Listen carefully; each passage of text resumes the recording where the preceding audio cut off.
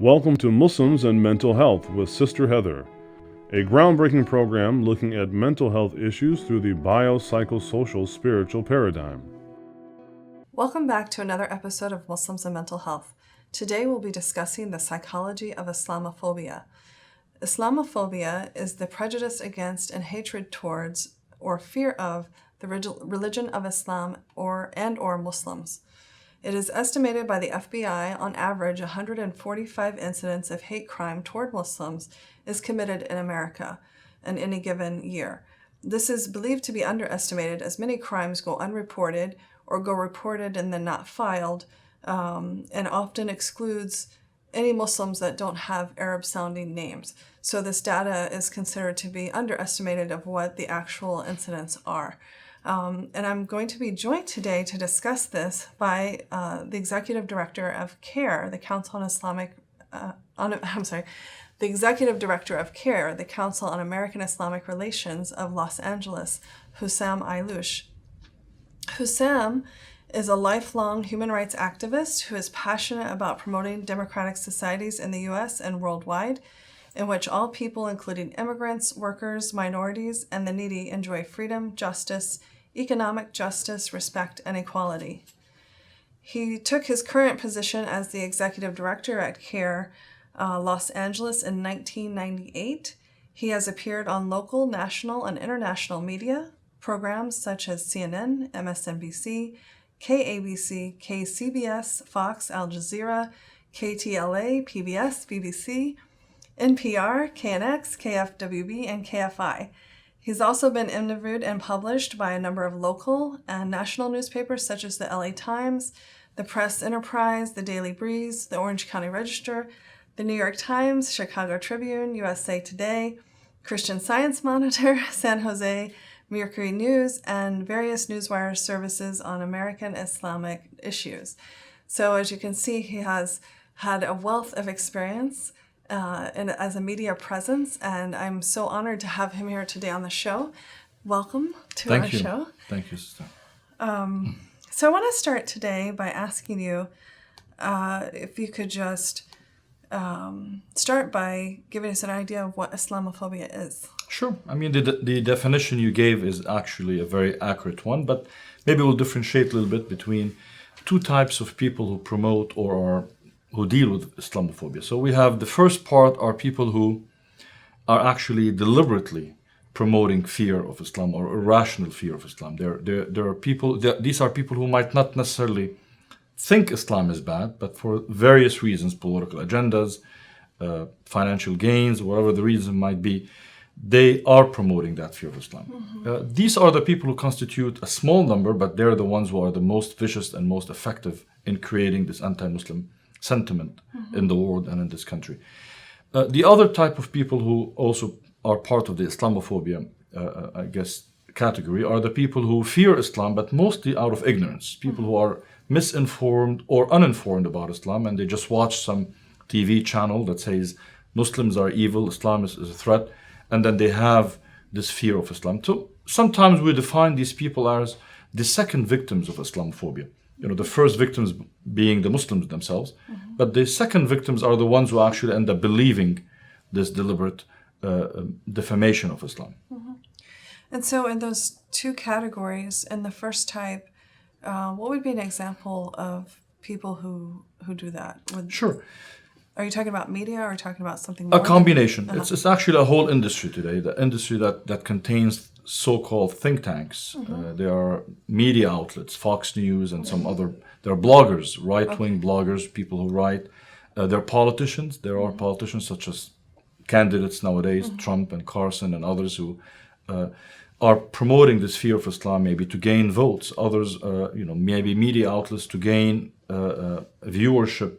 Sometimes even to advance some political agendas. You have sometimes political agencies that actually feel that by creating an enemy, a boogeyman, and in this case the Muslim community, they might gain funding, they might be able to advance certain policies that they wouldn't be able to do, such as surveillance, such as being able to wage war against other countries. By dehumanizing the enemy and creating a demon out there, and in this case Muslims, it allows them to advance and push for these agendas. And it seems in that way that at the root of it, there's an economic element. Absolutely. There's economic, there's political, there's religious. Also, there are those who actually truly feel that any other religion is a bad choice to have, or a threat to their understanding of their own personal religious belief. At one point, these are the same people who were anti-Semitic, anti-Mormon, anti-Catholic. Right. But now it's not PC. It's not acceptable to be anti-Semitic, thankfully. But unfortunately, it's still socially somehow acceptable to be anti-Muslim, and religion or religious extremism or narrow-mindedness might be the driving force behind their Islamophobia. It is a bit like history repeating itself. I just finished reading a book called On the Problem of Empathy by Edith Stein, who herself was a victim in Auschwitz. And you see the same thing developing in Europe, Exactly. back then that we see now developing here with how people are viewing Muslims as a problem. Very correct. And I would add something that I always, when I address Muslims about Islamophobia, I always remind them that there's nothing unique or special about us, as much as we would like sometimes to think we're special. This is part of a history of the dehumanization and the marginalization of others, whether it's Native Americans, African Americans, Latinos, immigrants.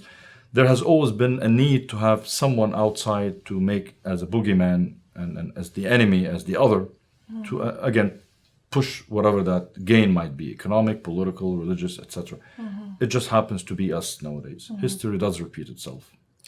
Which is, what I wanted to get into next with you about why this is important to the Muslim community, and how does it affect our American Muslim population. And interestingly, building off of what you just said, I think that unlike what was happening in Europe, there is a sort of special layer to the American Muslim population, because for the majority of American Muslims, they're all minorities of some type. And so you already have the psychological pressures,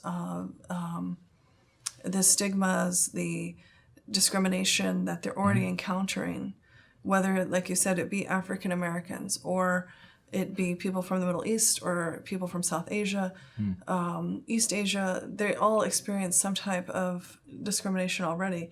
Then to put on top of that another layer of hatred is quite daunting. Absolutely.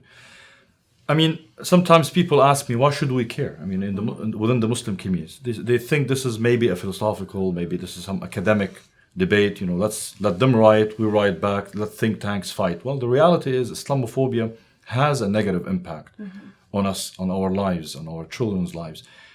First of all, it demonizes, it defames our faith, our religion. Right. So, we do have an obligation when the character of our beloved Prophet Muhammad, peace be upon him, is defamed, mischaracterized, misrepresented. We do have an obligation to correct it, because at the end of the day, we are a carrier of a message that we hope people will get access to it and learn about it. They can choose whether to accept it or not, but it's important for us that they get the true message in its pure teachings and its pure sense, not the way deformed. So the reality is, we have that impact. The second impact is the way Muslims see themselves, especially the youth, when they keep getting bombarded by those negative images. The impact on youth at schools, bullying. School bullying is one of the biggest problems our Muslim youth face in America. All youth in America face some kind of bullying. Muslims face double that nationwide, and sometimes even more. We're talking about. We've seen several cases this year, right? So we had the case in Texas with the young boy who was discriminated against for being Muslim, and then Ahmed Muhammad. Yeah, I mean, we have numbers, scientific numbers. We did a survey actually just a couple of months ago. We released a report at CARE California. We surveyed about 600 Muslim students at public schools, and we found out that the majority of Muslims, over 52% of Muslim students, admitted to facing some kind of bullying, physical or verbal, which is twice the ratio or the percentage that is nationally. Right. So we have job discriminations because when your employer looks at you and sees a hijab or sees a beard or hears a name as Muhammad or Ahmed, they might fear hiring a Muslim. Oh, I've had applications ripped up in front of me before. Yeah. I'm not surprised, and we deal with a lot of these cases, unfortunately. This could impact policy. When there's a sentiment against a group of people, then it's easier for legislators, for government agencies to pass rules, laws that restrict the rights of a group, maybe banning the building of mosques, city councils refusing allowing Muslims to build a mosque, anti-Sharia laws, as we keep hearing about, special surveillance against Muslims, CVE, countering of violent extremism, targeting only Muslim youth, no-fly lists targeting mostly Muslims. So that fear of Islam creates that policy. And another example is hate incidents, targeting mosques, targeting Muslims walking on the street. When we allow for that anti-Muslim climate to grow unchallenged, eventually someone will snap when they see a Muslim thinking that is an enemy, and they take action in a violent way, thinking that this is the patriotic thing to do in defense of the country or so on. And we've seen this happen already. Unfortunately, all over it continuously has been happening, and it goes higher in numbers after certain incidents internationally or even locally, such as after the horrific shooting in San Bernardino, or recently before that, the Paris attack, and so on. So unfortunately, you have these events, and of course the selective focusing on crimes committed by people who are Muslim, by certain media outlets or by politicians, when they focus on groups such as ISIS and others, making it appear that only Muslims engage in such crime, when unfortunately we know criminal behavior is a human behavior, not something selective or exclusive to Muslims. Every community has its bad apples. And I like to just touch on the fact that Islamophobia is not just a post 9/11 phenomenon. Certainly, as long as I've been an adult, even during the Gulf War, we had experiences like that, where people's cars were being searched by dogs for no reason, other than intimidation, and all over the country. But unfortunately, we didn't have care, or at least care as prolifically as we have it now, to go to help us with these issues. And so I think people misunderstand and think that this is a new phenomenon, but it's actually been growing for some time. Exactly. And it has taken different shapes over the years based on the politics behind it. In the early days, it had a lot to do with the Arab-Israeli conflict, for example. So many of those who supported Israel in an unconditional way felt there was a need to demonize the Palestinians, and then the circle around them, and that is the Arabs, and then the bigger circle, that is the Muslims.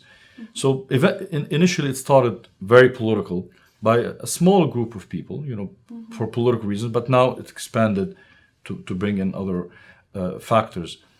When we talk about the Islamophobia industry, just to put things in perspective, there were studies done to survey who is pushing for that anti-Muslim sentiment.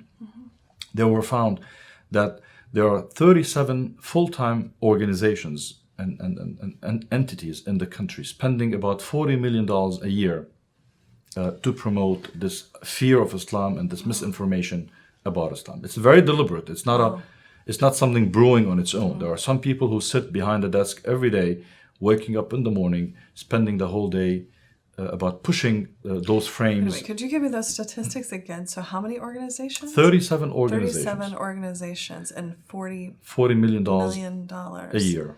And we track that amount. And this is what is publicly known. This is not about the indirect funding. These are bloggers, authors, books printed, agencies paying for speakers to go to synagogues, churches, schools, colleges, creating fear of Islam and about Muslims.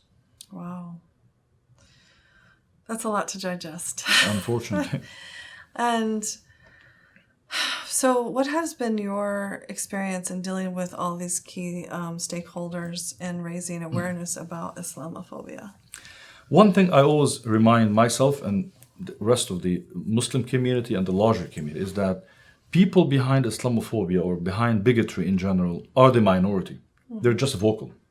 They're just very shameless, noisy about their views.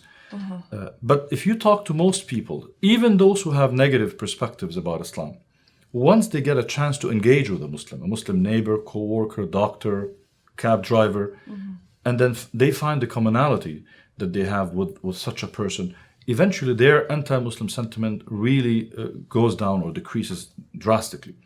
So the reality recently, I don't know if you saw this great poetess that I know from Michigan, Mona Haydar, who also comes from a Syrian family.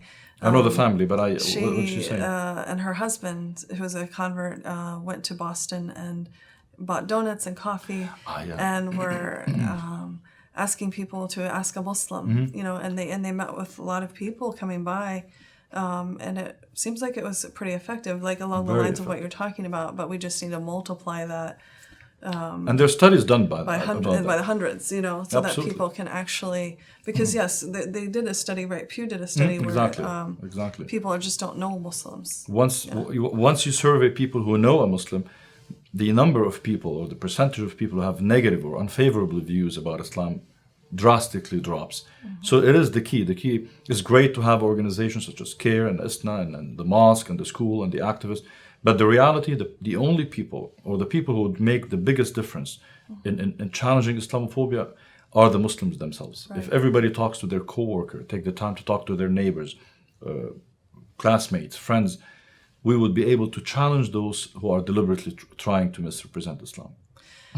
Which is a great point, because I see this, being useful on so many levels. We talked about in our first episode of this year, when you have connection, when you create human connection, and you care for others, which is a quality of being Muslim, right? I mean, Absolutely. The service of others, it is the biological equivalent of what the biological reaction is to having courage. Exactly. So, caring for others has the same biological realities as having courage. And, the clinicians who are watching this may be picking up on the various traumas that Muslims are suffering because of the Islamophobia. But if we can somehow use those traumas and when we're helping them deal with their traumas, use it as a catalyst, the care for others, and being in the service of others, and getting people to have courage to get beyond them and get out and serve, and be known and be seen and be understood by others, it will go a long way. Absolutely. Absolutely.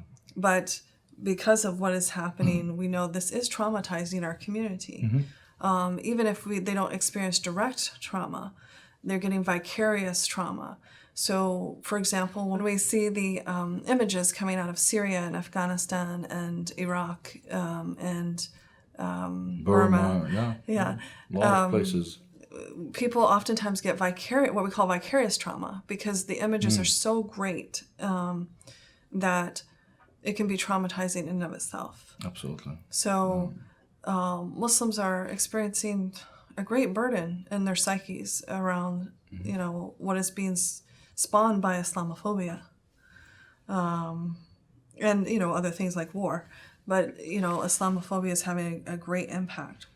And different people deal with trauma in a different way, and we have cases where Muslims, adults, and as well as young people, who, the way to deal with trauma is to basically hide their identity. So, we have some young people who have a double personality, double life. One with their parents at the mosque, and then when they leave outside, when they go to school, they're trying to distance themselves in order not to deal with that heat and that trauma of being accused of being a terrorist and so on. Others actually might be pushed to become, to create a separation between a Muslim identity and an American identity, and feeling that they have to choose their Muslim identity. So they isolate. Right, that the Muslim identity and the American identity are not congruent with each other. But these are problematic situations because it creates multiple self-states. Absolutely. And if they're not all going together, that's a problem.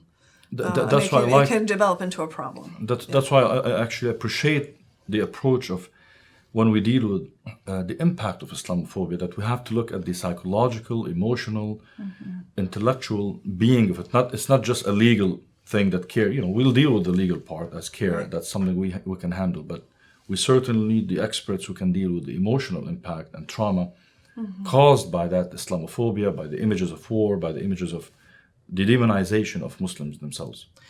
Right. So, what along those lines? So, what are the barriers to getting Islamophobia dealt with?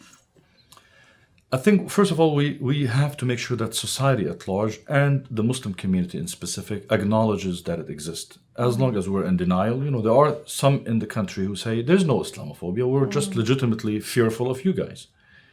So, what are we? Who are we? Why are you fearful of us?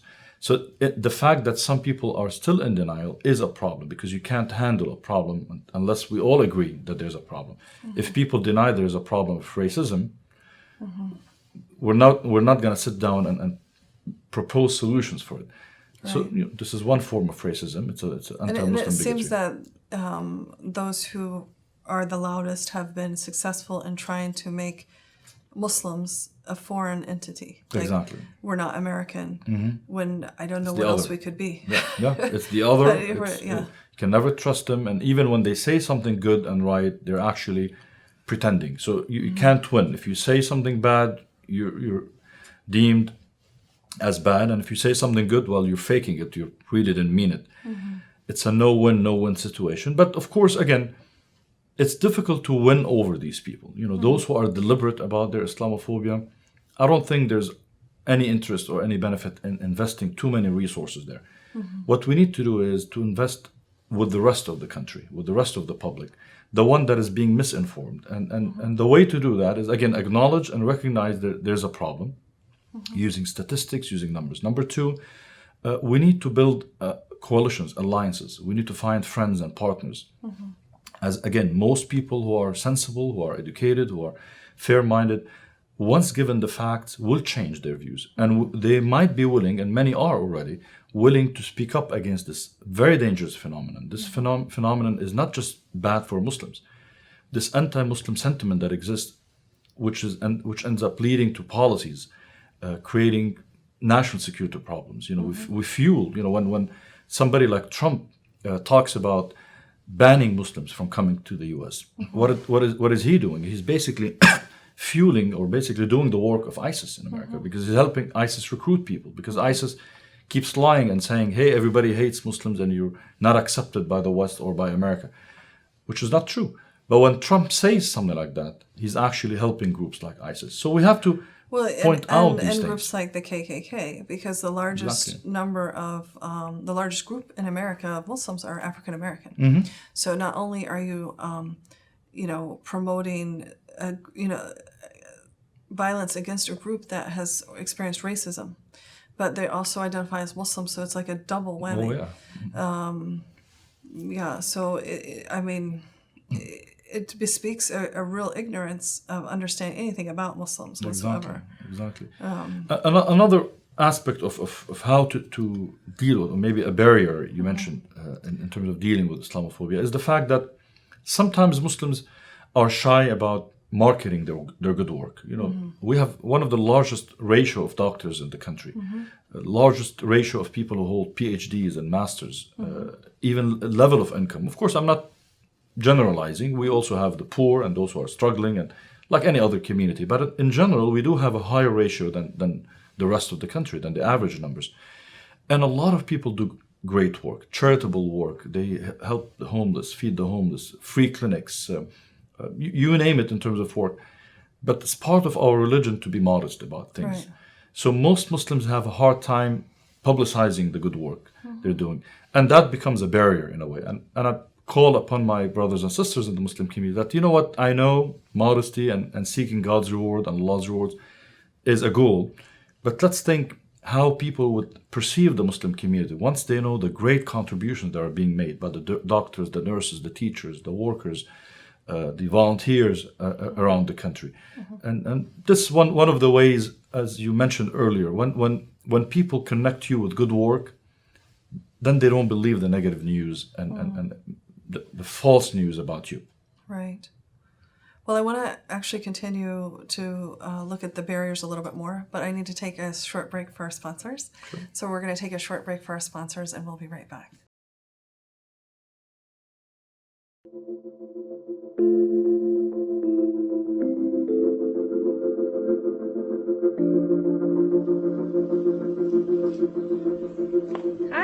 welcome to Adelante.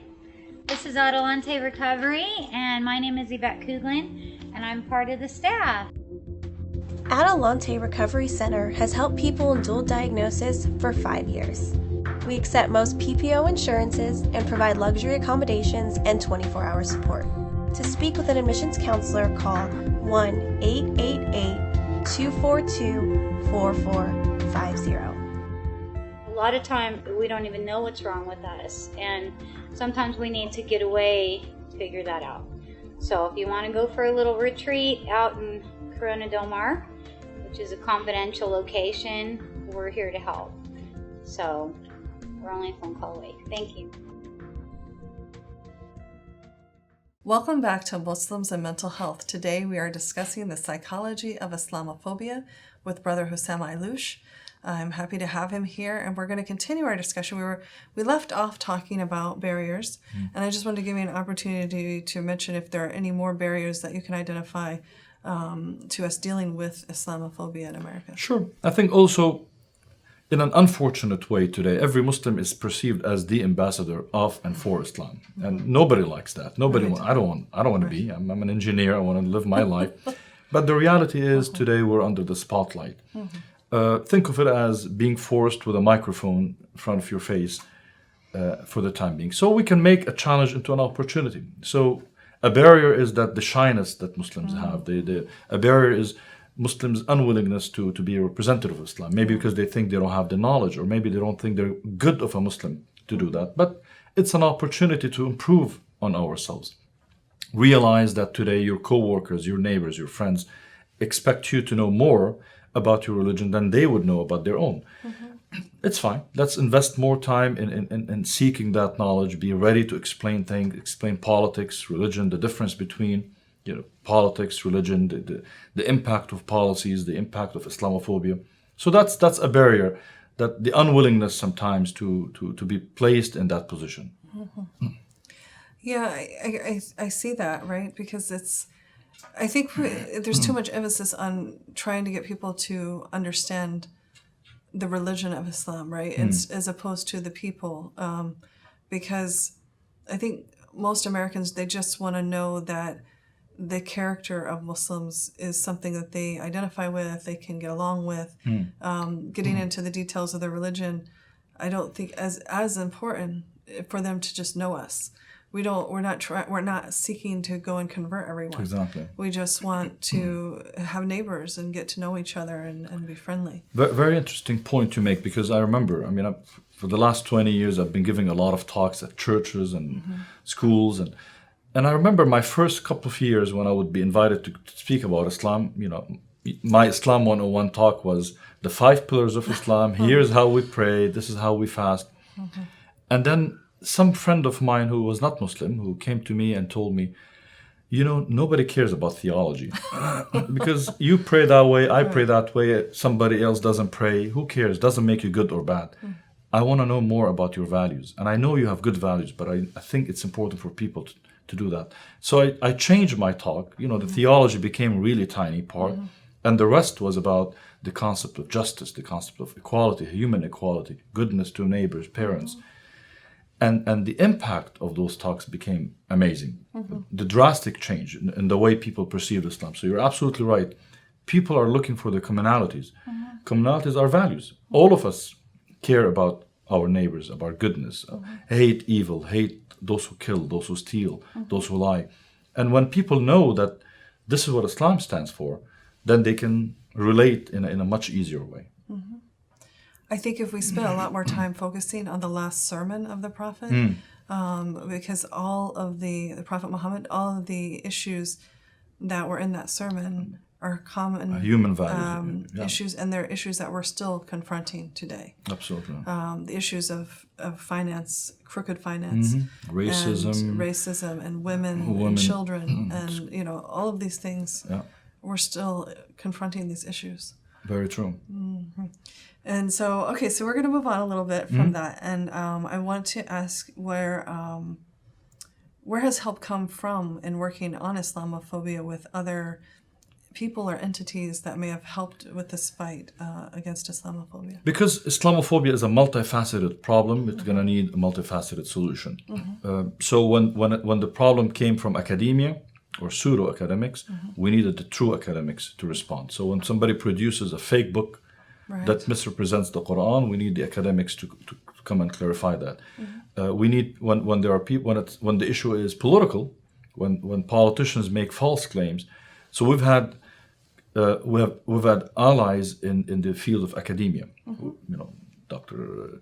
John Esposito examples, Karen Armstrong from outside of the Muslim community. Of course, Dr. Sherman Jackson and others who from the Muslim community and many others who have made a clear academic clarification of what Islam stands for from its sources, classical sources, not some new interpretation in relationship to new attacks. And that is very important because that's the solid ability to push away those false claims. But also when it's a matter of civil rights, we had great partners with the groups like ACLU, Human Rights Watch, Amnesty, dealing with human rights, because the dehumanization of the other, in that case Muslims, have allowed for these unfair policies. So we needed those allies. We've had great friends within the religious community, the Jewish community, the Christian community with all its diversity. The Pope, amazing comments that he has made. Buddhist leaders in America, the Sikh community, which is equally victimized here because unfortunately they're perceived as Muslims sometimes by these bigots. So, the tool is of the tool of coalition building is great. So getting the legal help, the political, the religious, obviously also academic, as I mentioned. But at the end of the day, that those who had been making the difference, also government. We might disagree with some of the policies of our government, President Obama, but in reality, he has been on point when he talked about Islam, when he rejected Islamophobia, when he said criminals come in all shapes and forms, whether it's KKK or Al-Qaeda or ISIS, they're bad people who represent themselves, not their respective religions or claimed religions. So when we have even at the level of presidents, members of Congress, elected officials locally, mayors making these comments, also they've helped. The key is to create a sense within society at large that being racist, being bigoted against Muslims or others is not socially acceptable. We haven't reached that level yet when it comes to Islam. Fortunately, it's happening with certain other type or forms of bigotry. A lot of work needs to be done because it's an ongoing challenge that requires ongoing responses.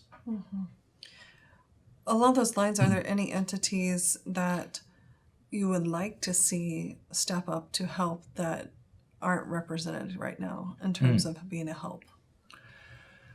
I think major political groups such as the Republican Party or the Democratic Party, I mean, let's face it, we are a country with two major parties, smaller other ones, but the ones who make a difference. Not to take partisan roles here, the Democratic Party to a great extent has been taking a direction over the past few years, rejecting Islamophobia and equating it with the rest of the bigotry type of behavior. Within the Republican Party itself, and this is not to say all of their members, I mean, I know a lot of Republicans who actually are as outraged as we are by comments made by Carson or by Trump or others. But we need a stronger voice. It would really help when there is a consensus where unanimously political parties and politicians say any form of bigotry, any form of xenophobia is not going to be accepted in our country. Any candidate that tries to exploit fear or engages in fear mongering to gain some votes would not be acceptable. If we get that, I think it will eventually make it difficult for some media pundits, media outlets to think that they can get away with it. Right, because there's no story there if everybody is rejecting that. Rejecting it, yeah. Okay, and so what have been some of the consequences of Islamophobia on individuals, on families, and the community at large? I know we've touched on it a little bit, but I'd like to go a little bit deeper into that because we've had lots of recent incidents of this, both locally and then nationally. So what is it you want to share about that? I mean, on our lives directly, it ranges from crimes that lead to death. The three murders that happened in Chapel Hill, in North Carolina, is just a horrific example of how someone who with probably anger problems and then fueled by this Islamophobia is willing to go and take the lives of these innocent people. There's a Somali young man who was killed. A cab driver in New York was stabbed. So these incidents happen. That's the reality. But also that the other impact is the day-to-day discrimination we face from corporations, at the workplace, from being at the airport. Just as I was leaving the office to come to the interview, one young Muslim American who lives here with his wife and kids traveling to Saudi Arabia for the Umrah, the minor pilgrimage, was stopped at the airport right before boarding his airplane, maybe because he has a beard, maybe because his wife wears a hijab. I don't know, it's hard to explain why. We've all faced it, we call it nowadays flying while Muslims. Our African American brothers and sisters have to deal with driving while black, and now we have as Muslim to deal with flying while Muslim. And if you're African American Muslim, you get both, right. Double whammy there. But this is the reality of living in this day and age. So it impacts. I know people who work in marketing, for example, who had to resign their job because every time they travel, they would miss the flight because of the extra scrutiny they got. They couldn't travel attending conferences and meeting with clients. We also have the impact on the mosques, as I mentioned earlier, where today dozens of mosques around the country, where communities are trying to expand their mosque or build a new mosque, and then you have They get turned down for permits. Exactly, because based on really insignificant claims, but enough to cost you hundreds of thousands of dollars to challenge, and most people don't have such money. So they either have to cancel the plans or move somewhere else after wasting a lot of money. So we have that. I mean, these are serious issues, but this is the micro level in terms of individuals and families and maybe small communities. At a macro level, what we're dealing with is an attempt to marginalize American Muslims and make them radioactive. So we have politicians today who might privately meet with the Muslim community, say, hey, I'm with you, I need your vote, but they would not be willing to go publicly in support of Muslims for fear that they will be deemed too close to Muslims and get attacked by some of these right-wing people. So that is very dangerous, because a community that is marginalized is a community that actually is victimized eventually, because if you're not, as they say, if you're not at the table, you're on the menu. Right. And it leads, it's a both ends, it's a vicious cycle, meaning when we start marginalizing a community, eventually sometimes that community becomes disenfranchised willingly, not only because it's excluded. They feel that, well, my vote, my political power or influence is ignored, why should I be involved? So there's a big impact at a national level. And obviously, if the voice of Muslims is missing from these discussions, we lose as a country, not just as an American Muslim community. Many of the conflicts in the world today involve or need the involvement of American Muslims and their expertise, whether it's how to bring peace in Syria or peace in Palestine or in Afghanistan or Iraq. American Muslims have something to say that they can help with, based on their expertise, based on their knowledge. Well, I think you touched on it before. I've heard before someone say, if all the Muslim doctors were to just stop working for a day in this country, places would have to shut down. No. People do not realize how integral a part of their daily lives Muslims are. Absolutely. I know in Detroit, it was a Muslim who helped save their financial, budget in the whole city. We've contributed to architecture. I mean, there's just so many contributions. Sears we have Tower, the world's best fencer, who was a Muslim woman. Yeah. So we do contribute a lot. It's just people are unaware Exactly. of what the contributions are we are making right here in America. So because of that, I mean, how do you see this affecting the morale of our community? It's just difficult to assess because you have different reactions from different people based on where you live in America. If you live in a blue state, a progressive state like California, we actually maybe know about Islamophobia, and once in a while we hear about some vandalism, some mosque being firebombed, maybe like the Coachella Valley one, or others. But in reality, most of us don't face Islamophobia in its most vicious form. We have good neighbors, we have good friends, we have partners who work with us on dealing with bigger issues than even Islamophobia, racism in this country as a whole, economic injustice that exists. So we don't have that in such a nightmarish way as opposed to those who might live in Florida, and not stereotype Florida or Texas. But the reality is that there's a growing and maybe louder and more vicious form of Islamophobia there, targeting youth, the mosques, the imams, the religious leaders. So it creates different, the morale probably here is a little bit better in my opinion, maybe in other blue states, but it's tougher to be a Muslim in other places. And again, it depends also on immigrants, non-immigrants. The non-immigrants tend to handle this issue much easier, either because they have a longer history of dealing with bigotry and the history of racism in our country, so they're more adept to the racism and its impact in a way. Plus, they've had enough time to build alliances over the years. Being an immigrant, maybe you come, maybe the language barrier, the lack of understanding of the culture of the country, the history of the country, feeling victimized, thinking that, oh my God, this is happening for the first time to anybody. So there are different factors that impact the level of education. Chances are, if you're a Muslim CEO or a Muslim professor or a Muslim doctor, you don't face the same type of Islamophobia, at least not in an open way, as somebody who maybe is a cab driver who has to be abused by... Well, with the exception of what we've been seeing in the last number of years in academia, where professors aren't getting tenure because they're Muslim, or even people who stand up for the Muslims, like the woman right now at Wheaton College who's about to lose her position for standing up for Muslims. But I do see manifest what you're talking about around the country. Like, so for example, in Philadelphia, where you have an indigenous community that's been there for decades, to the point where they've influenced fashion in Philadelphia to look like people dress like Muslims because it's fashionable. And it's influenced it to the point where the mayor, was telling politicians, don't stop here if you're anti-Muslim.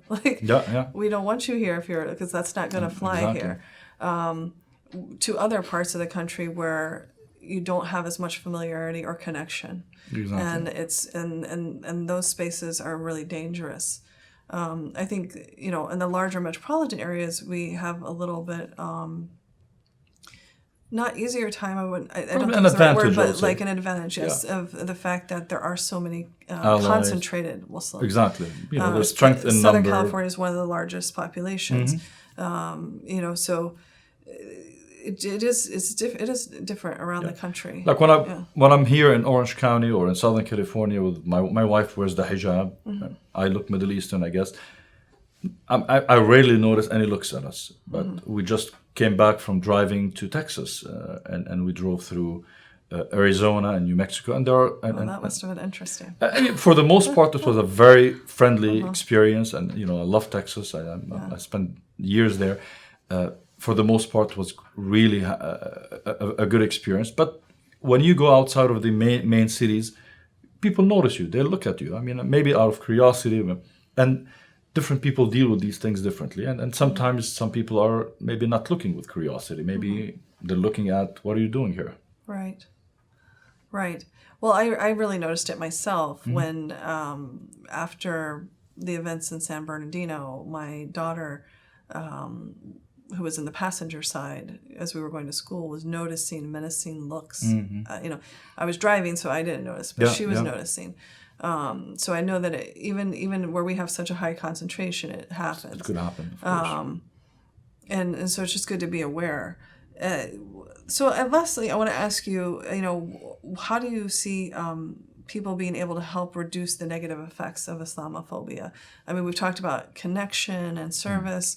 Are there other ways that we can reduce? Patience, I would say patience. Realizing that it's not going to last. It's a process. It's not going to last forever, and we are already on the path of addressing it. So we're not clueless as a community now. We're not alone. So knowing that we are on the right track now, we're actually, I would say, reducing it. We're addressing it. We're exposing it. We're not shooting in the dark anymore. We know exactly who is behind this industry. We know what their purposes are, what their motives might be. So we know we're dealing with it scientifically, patiently, and in ways that don't make us become victims. So as a community, we do not want to be victims. We want to be always positive, and we do not want to waste resources on reacting all the time. So we want to, instead of letting them control the framing and the messaging and the narrative of this issue, let us control the message and the narrative, and that's proactively do good work, proactively educate, proactively be on media, talk about the great things that are being done by the community. Proactively let our youth be who they are, not restrict them from being the youth that American youth are. I don't want my children or the children of the Muslim community to think that they cannot get into politics or have radical political views because somebody is going to call them extremist. I think by doing all of this, by creating a normal community, by telling our imams, you can talk about anything you want. You don't have to ignore certain topics. Right. But remembering that we don't live separately from the rest of the world. Remembering that we have a role to play. I mean, at the end of the day, as Muslims, again, as I said early on, we believe that we are carrier of a very beautiful message, a message that is of mercy to mankind. Let's show that. Let our practice, our language, our actions reflect that mercy to mankind. And I think that automatically will help strengthen and leverage all the good work that is being done to counter Islamophobia. Well, thank you. And how can people support you and CARE? How can they reach you? Is there a way they can support the work you're doing? I would invite them to visit the CARE website, the CARE National. So I'll give them it's www.cair.com. Get to know about the work that CARE is doing, and if you can help in any way, that would be great. But at the end of the day, I do believe that each one of us is part of the solution, and make sure that we become part of that solution. Everybody has their role to play, and play it. That's how it is. So now I want to transition to a few fun questions that we like to ask in all of our interviews.